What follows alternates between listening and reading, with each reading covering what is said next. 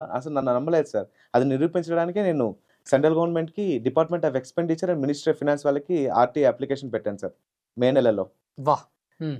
ఎవరెవరు ఎక్స్ఎంపీ పెన్షన్‌లు తీసుకుంటున్నారో వాళ్ళ లిస్ట్ ఇవ్వండి అని. హ్మ్. వాళ్ళు ఇచ్చారు సార్. గ్రేట్. అదే విధంగా స్టేట్ గవర్నమెంట్‌కి ఆర్‌టీఐ అప్లికేషన్ పెట్టుకున్నాను సార్.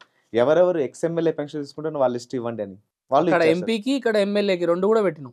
వాళ్ళు లిస్ట్ ఇచ్చారు సార్. ఇచ్చారా? ఇచ్చారు సార్. ప్లీజ్ గణేష్, ఈరోజు మరి ఆ పెన్షన్లు తీసుకున్నటువంటి అంటే వాళ్ళ మిస్టేక్ అని కూడా చెప్పట్లేదు. సార్. తీసుకోవాల్సినటువంటి అవసరం లేదు. చెప్తాను సార్. ప్రజల సొమ్ము. యెస్. అబ్సల్యూట్‌లీ. ప్రజల సొమ్ము. సార్, చట్ట ప్రకారం వీళ్ళు ఎంపీ, ఎమ్మెల్యే పెన్షన్ తీసుకోవడం సబబే అయినా, ఆ చట్టాన్ని సవరించేది, తయారు చేసేది వాళ్ళే సార్. సో, వాళ్ళకు వాళ్ళు కల్పించుకున్న అడ్వాంటేజ్ సార్ ఇవన్నీ. యెస్. 1971 సంవత్సరం వరకు మనం వివిధ సంస్థానాలకి పెన్షన్‌లు ఇచ్చాం సార్. రాజభరణాలు ఇచ్చాం. హ్మ్. వివిధ ఇప్పుడు నిజాం సంస్థానం ఉంది, మైసూర్ సంస్థానం ఉంది. ఇవన్నీ మన దేశంలో హ్మ్. కలిపారు పటేల్ గారు. హ్మ్. వాళ్ళకి 71 వరకు మనం పెన్షన్‌లు ఇచ్చాం. రాజభరణాలు అంటారు. ఓకే. 26th అమెండ్మెంట్ ద్వారా ఇందిరాగాంధీ గారు రద్దు చేశారు. కాలానుగుణంగా చట్టాలన్నీ సవరించుకుంటూ వచ్చాం. అదే విధంగా ఈ చట్టాన్ని కూడా సవరించి 1953 సాలరీస్ అండ్ పెన్షన్స్ యాక్ట్‌ని సవరించి ఒక పెన్షన్ మాత్రమే ఉండాలనే నిబంధన పెట్టవచ్చు. రాష్ట్ర ప్రభుత్వం కూడా ఇది చేయొచ్చు సార్. హ్మ్. సో, అందుకోసమే ఇంట గెలిచి రచ్చ గెలుద్దామని ఫస్ట్ స్టేట్ గవర్నమెంట్స్‌లో ఈ చట్ట సవరణ తీసుకురావడానికి గట్టిగా ప్రయత్నిస్తున్నాను సార్. ఓకే. ఇప్పుడు 2 పెన్షన్లు తీసుకుంటున్నటువంటి రాజకీయ నాయకులు ఎవరో దయచేసి చెప్పాల్సిన అవసరం ఉన్నది. తప్పకుండా సార్. ఎందుకంటే అది ఈ వీడియో వాళ్ళ వరకు వెళ్తే అట్లీస్ట్ అయ్యో నిజమే కదా, కరెక్టే కదా, సార్. చాలా చిన్న అంశమే కావచ్చు, చిన్న డబ్బే కావచ్చు, కానీ ఆ డబ్బు ప్రజలకు, అవును. ఖచ్చితంగా. ముఖ్యంగా పేద ప్రజలకు. ఖచ్చితంగా సార్. మనం ఒక బిస్కెట్ ప్యాకెట్ కొంటే అందులో ఒక పైసా ప్రభుత్వానికి పన్ను కడతాం సార్. యెస్. ఇలా పన్నుల ద్వారానే వీళ్ళు 2 పెన్షన్‌లు తీసుకుంటున్నారు సార్. మరి? భారతదేశంలో నివసించే ప్రతి పౌరుడికి ప్రశ్నించే హక్కు ఉంది సార్. అది ఉంది. అడుగుతారు. విమర్శించే వాళ్ళు ఖచ్చితంగా ఉంటారు సార్. నీకేంటి, నువ్వు ఇస్తున్నావా, ఇవి ఇస్తున్నావా అని.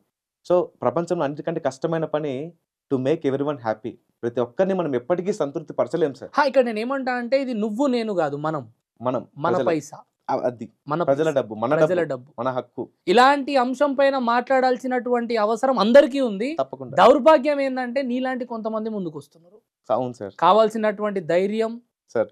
పరిస్థితులు, Yeah. Family situations, sir. తన బాధ్యతలు ఎన్నో ఉన్నప్పటికీ రాలేకపోతున్నారు. మనం వచ్చినాము, తప్పకుండా. ఖచ్చితంగా దీన్ని ముందుకు తీసుకెళ్దాం, వాళ్ళ గొంతుకై నిలుద్దాం. మనకు కావాల్సింది వాళ్ళ సపోర్ట్. Sure sir. తప్పకుండా. చెప్పండి ఎవరెవరు రాజకీయ నాయకులు? ఈ 2 పెన్షన్‌లు పక్కన పెట్టుకొని చూసాను సార్ లిస్ట్‌లు. హ్మ్. అందులో చాలా పెద్ద వ్యక్తులు 2 పెన్షన్‌లు తీసుకుంటున్నారు సార్. అందులో మొదటి వారు అశోక్ గజపతిరాజు గారు సార్. ఈయన రాజవంశస్థులు. ఆ. ఈయన ఎంపీగా మరియు ఎమ్మెల్యేగా పనిచేశారు సార్. ఎంపీ పెన్షన్ లిస్ట్‌లో తన నంబర్ 942 సార్. ఆ. అండ్ ఎమ్మెల్యే పెన్షన్ లిస్ట్‌లో తన నంబర్ 61 సార్. 2 పెన్షన్లు వస్తున్నాయా? 2 పెన్షన్‌లు వస్తున్నాయి సార్. అదే లిస్ట్ సార్ ఇది. సీరియల్ నంబర్‌తో సహా చెప్తున్నాను కదండీ sir. Next megastar doctor K. Chiranjeevi గారు. వాట్?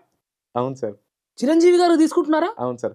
ఆయన తిరుపతి శాసనసభ్యునిగా మరియు రాజ్యసభ సభ్యునిగా పనిచేశారు సార్. ఆయన 2 పెన్షన్‌లు తీసుకున్నారు ప్రస్తుతానికి. సార్, చిరంజీవి గారు మీరు అందరికీ ఆదర్శనీయం సార్. యెస్. ఏ విపత్కర పరిస్థితి వచ్చినా వందల వేల కోట్లలో దానం చేస్తుంటారు. మీ కుటుంబం అందులో ముందు వరుసలో ఉంటుంది. ఈ విషయంలో కూడా ఒక రాజకీయ నాయకుడికి ఒక పెన్షన్ మాత్రమే ఉండాలని నేను పోరాడుతున్నాను. ముందుకొచ్చి మీరు ఏదో ఒక పెన్షన్ వదులుకుంటే మిమ్మల్ని చూసి మిగతా రాజకీయ నాయకులు అందరూ మిమ్మల్ని అనుసరించి ఒక పెన్షన్ మాత్రమే తీసుకుంటారనే సదుద్దేశంతో చెప్తున్నాను తప్ప దయచేసి అపార్థం చేసుకోకండి.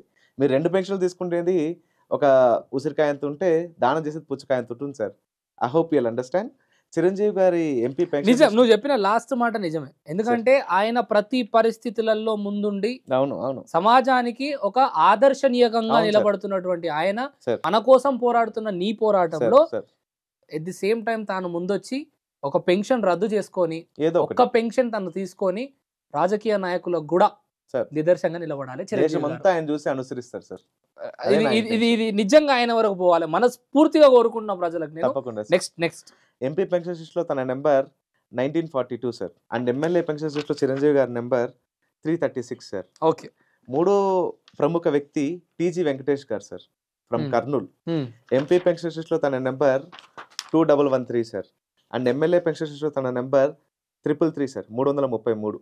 ఇలా ఎంతమంది ఉన్నారు? చాలా మంది ఉన్నారు సార్. ప్రముఖుల్ని తీసుకున్నాం సార్. ఎందుకంటే వీళ్ళని చూసి మిగతా వాళ్ళందరూ ఆదర్శంగా నిలుస్తారు అని సార్. చెప్పండి క్యారీ ఆన్.